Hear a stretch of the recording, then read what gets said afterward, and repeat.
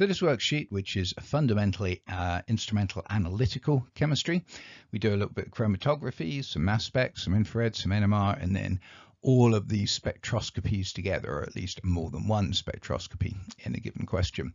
Now, parts of it also include things like empirical formulas, various organic tests, and so on. So you should regard this worksheet as one of the last things that you should do. If we hit something, empirical formula, test, and so on, with which you're not 100% happy, just pop on back and have a look at the appropriate part of the course to just refresh yourself or get yourself up to speed on that. But to the questions. Simplified gas chromatogram for the cracking of undecane is shown below. We got ethene, we got propene, and we got hexene. And the ethene comes off first, then the propene, and then the hexane stays on in there. Peak areas indicate the relative volumes of each compound. Use the chromatogram to determine the percentage by volume of propene present. Well, you got 26, 13, and 46. So the total area, add those up, is 85. And so the percentage of propene is over 85 because that's the total area, but 13 divided by 85 because that's the area for the propene, which is 15% propene. Gas chromatogram shows peaks for the products formed by the Friedel-Crafts alkylation of methylbenzene at 0.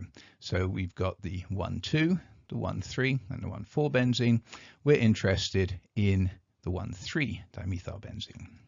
So looking at those, total area is 67 here. For the 1,3 dimethylbenzene, the area associated with is 18 over the 67 total times 100, which is 27%, 1,3 dimethylbenzene. So now we're talking about fruity flavors in confectionery, mixture of esters that have the fruity flavors having this particular formula. Use the peak area to calculate the percentage of compound A that is present in the mixture. So we just say, well, the total area is 48 plus 20 plus 12, which is 80, and compound A is 48 of that 80, which is 60%. Now, these peak areas shown give us the molar percentage, and in this case also the percent by mass of each component present in the mixture. Why is the molar percentage of each compound can't be used to find the percent by mass of each component if the relative molecular mass of each component differs? Okay, well, as we've said, it gives you the molar percentage because what you're effectively looking at is number of particles that contribute to each of these areas, which of course ends up being the relative number of moles. Okay, nothing to do with the mass. In this particular question, all of these esters have the same formula, so they have the same mass.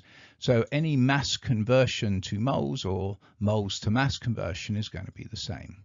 But you can't convert unless you're doing that conversion with the same value. For example, let's consider if we have 50 grams each of methane and ethane that we're popping into our chromatogram. Okay, that's 50% mass percent each. However, divide by the molar mass and you have 3.125 moles of methane and 1.67 moles of ethane. So in other words, you've got almost twice as many particles of methane and ethane. Thus the molar percentage will be 65 to 35, right? 3.125 over the sum of these to give you 65%, 1.67 divided by the sum to give you 35%. Moles and mass are only related to each other, can only be the same from one compound to another when the conversion, i.e. the molar mass, is the same.